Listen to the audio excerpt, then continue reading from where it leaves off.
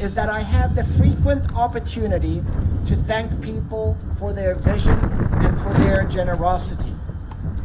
Among these instances of saying thank you, today stands out as a truly exceptional occasion. I stand before you with Congressman Brian Higgins, one of our most steadfast friends in government. For many, many years, Congressman Higgins has championed this museum on the national stage and in international forums. He is a true believer. He believes in Buffalo, he advocates for its cultural organizations, and he embraces the power of art to transform neighborhoods, cities, regions, and even the world. Above all, Congressman Higgins cares about his hometown, his home region, and the people who live here. The $1 million of federal funding that Congressman Higgins secured for this project supports the unique space that you see behind us, the Great Lawn. Thanks to Congressman Higgins' advocacy, what used to be a parking lot, a dull parking lot, will now be more than half an acre of public green space, an extension of Frederick Law Olmsted's beloved Delaware Park. The Great Lawn will be a true community space for people to have picnics, play games, read books, or just to relax. In short, it will be an inspiring, verdant gathering place that is integrated into the urban fabric of the city we all call home. When the Buffalo AKG Art Museum opens in June, the Great Lawn will serve as a testament to the power of our elected officials to improve our communities. On behalf of the Buffalo AKG and every Western New Yorker who will enjoy this space, thank you, Congressman Higgins. Please join me in welcoming Congressman Brian Higgins.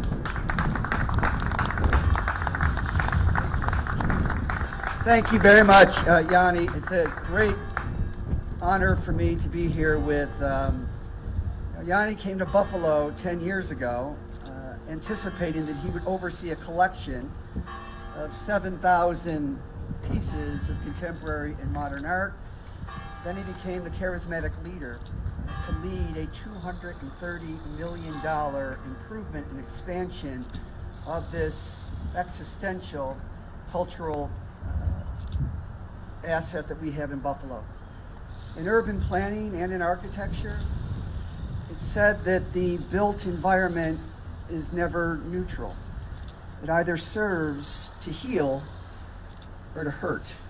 This is a day of healing with this new built physical environment. It's no coincidence that Frederick Law Olmsted came to Buffalo in 1868 to lay out a park and ended up building a park system because it was post-pandemic. In the 19th century, we had 4 different iterations of cholera. So Buffalo embraced a more ambitious program. And part of what people don't realize about Olmsted, long before he came to landscape architecture, he was a journalist for what is now the New York Times and a public health worker in the Civil War, because he believed in the healing power of parks. And it is no coincidence that this beautiful institution, this cultural institution, is located right along part of that park system. Before the pandemic hit, Buffalo was the talk of the nation. The Economist, the Boston Globe, the New York Times, Forbes magazine, all kinds of other publications were extolling the virtues of the new Buffalo. For the first time in 40 years, the population of Buffalo is increasing, not decreasing. It's mostly young people. Fastest growing neighborhood in Western New York is downtown Buffalo. This corridor, with this beautiful institution, the Albright Knox Gunlock Art Museum, is the best location in all of Western New York. When this opens next June, it is a new game for Buffalo and for Western New York. Remember, it's part of our history that all the great architects, Henry Hobson Richardson over here, Louise Bethune, the first woman architect in America, Richard Upjohn, Louis Sullivan, Daniel Burnham. They weren't from Buffalo. They came to Buffalo because this was a city that said to them, you can get your vision turned into something real. You can get your vision turned into something tangible. And that contribution to this community is something that distinguishes all of us. So Yanni, on behalf of a grateful community, we are pleased to contribute a small piece to this overall project. And we love that it's going to pay for the restoration of the Great Lawn. Yanni forgot to tell you where the cars were going to be parked. No longer on this site, but below grade, so that we can create a great lawn, which is that much more welcoming to the community. And when Olmsted laid out this park system, it was 6 parks, 7 parkways, and 8 traffic circles. The idea of the parkways is to make parks accessible to all.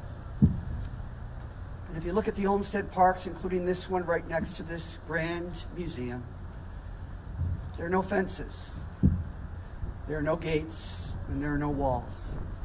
This museum is for everybody.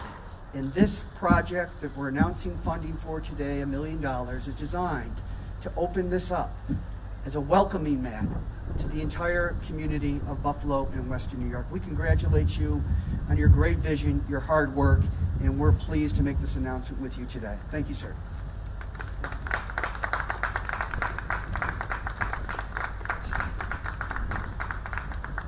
Dear friends, members of the media, we'd be happy to take any questions that you may have at this point. What's the status? How are you progressing? And I know you've had to deal with some setbacks because of COVID, but how is this project going along? So, yes, we have been building this museum during a challenging time, a global pandemic, supply chain disruptions, and of course, most recently, the tragic storm Elliott that took the life of more than 40 people here in Western New York.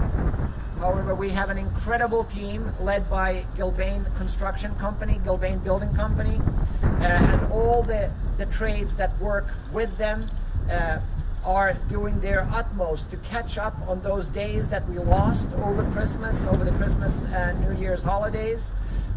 We are on track for an opening on June 12th. So we had to make a small adjustment of about 2.5 weeks, but in the grand scheme of things, we can live with the 2.5 weeks. So if you look at the building behind you, the neoclassical edifice designed and constructed in the early part of the 20th century, that building was 4 years late on delivery due to shortage of marble.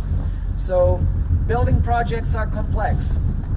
But the team is incredible, and the AKG's staff is amazing, and I have every confidence that we will be able to deliver the museum in early June to the public of Western New York and the world. In total, what did the scope of the project end up being, and what was the public-private split on that? So if we look at the total project budget, $230 million, of that amount, $195 million is bricks and mortar, $35 million is donor dedicated to increasing the operating endowment of the museum. We will be twice as large as we were previously, so we need a larger operating endowment to enable us to operate this larger campus and larger staff. The government contribution amounts to approximately $50 million of the total 195, which is the construction, the bricks and mortar component. I wonder, as you watch the stadium project coming along here, this is obviously a fraction of the cost of the stadium, but in some ways it's similar in that there was some public money and that it was a multi-year project. Do you look at this at all as sort of like a primer for what the public will see when they have this multi-year stadium project coming up?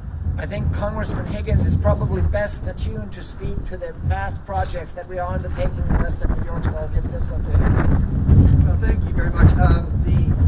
It's good that we're doing projects simultaneously. This is very important for very obvious reasons. The football stadium is very important for obvious reasons.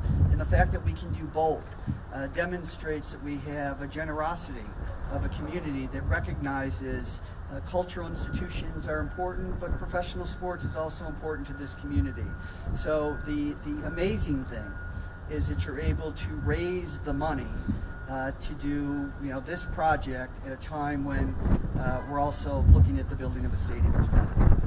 What more will this project allow you to do in terms of the museum? I mean, you probably talked about this when you were designing it and everything, but for the average person who's watching and may want to come here someday, what more can you do with this in terms of your exhibits, displays? So, as many of you may know, the Buffalo AKG Art Museum is the 6th oldest art museum in the United States. We were incorporated during the Civil War. There were no museums on Manhattan. No MoMA, no Whitney, no Guggenheim, no new museum. We are an old institution, and we have been dedicated to working with living artists from the very moment of our incorporation. That means we've been collecting the art of our time for 161 years now. Over 161 years, our collection has grown to the numbers that Congressman Higgins mentioned, more than 7,500 works as of today. Previously, visitors could see approximately 130 works on our walls and in our galleries. When we reopen, that number will be more than 400. So it's more than tripling the amount of art that we will be able to display. Additionally, previously we did not really have the capacity to show both the collection and special exhibitions in really a thorough way at the same time. Now we have that capacity. So the building, the neoclassical building, the Wilmer's building behind you, will house 230 works approximately from our collection, and the collection display will continue in the middle floor of the new Gunlock building. But on the first floor and on the third floor of the Gunlock building, we'll have special exhibitions. Additionally, it's important to note that 1/3 of the campus will be free of admission charges to the public. The entire Knox building, which opened to the public in 1962, which is now adorned by a new grand artwork designed by Olafur Eliasson and Sebastian Behmann, Common Sky. That entire building, with its 5 new state-of-the-art classrooms, as well as the new town square, will be free of admission charges to the public, so people can just come in for 1 minute or the full day and linger, or just pass through. Is there a broader restoring this homestead green space in the community? We're talking about this. We're also talking about what's happening with Kensington, restoring some of that original green space. Is that something you think we'll see more of as we go forward here? Well, some of what you speak of is made possible because you have a bipartisan infrastructure law that is over $1 trillion. And it seems like a lot of money, but the last time we spent as a nation money on our infrastructure was 15 years ago. It was $350 billion. So what it makes possible is addressing a lot of issues at the same time, as opposed to picking winners and losers. And some of these projects, like this one, is being financed, yes, by public contributions, but even more so by private contributions. And you don't have the arts unless you have patrons of the arts. And I would argue that John Albright and Seymour Knox II and Jeffrey Gunlock probably together couldn't paint a fence. But this beautiful art institution is made possible by their generosity, and they having been able to gain the financial capacity to make projects like this possible. John Albright came to Buffalo and introduced a new metal that's called steel, harnessed the natural resources to generate hydroelectricity. Seymour Knox made a lot of money. American Steamship was just one of them. Jeffrey Gunlock made a lot of money. So their generosity and their commitment to this area makes projects like this possible. But they're inspired.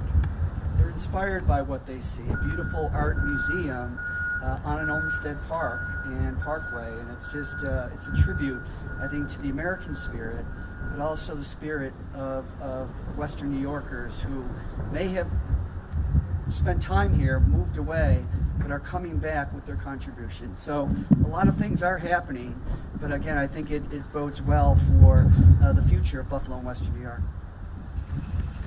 Continuing on what Congressman Higgins just said, I think one testament to the global impact of this project is the fact that we have 72 donors to the project from Europe, out of whom only 5 have ever been to Buffalo.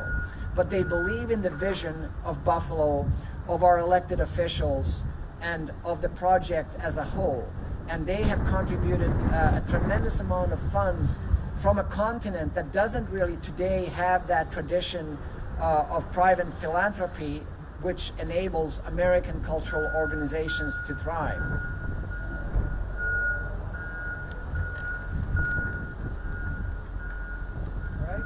Thank you very much, everyone.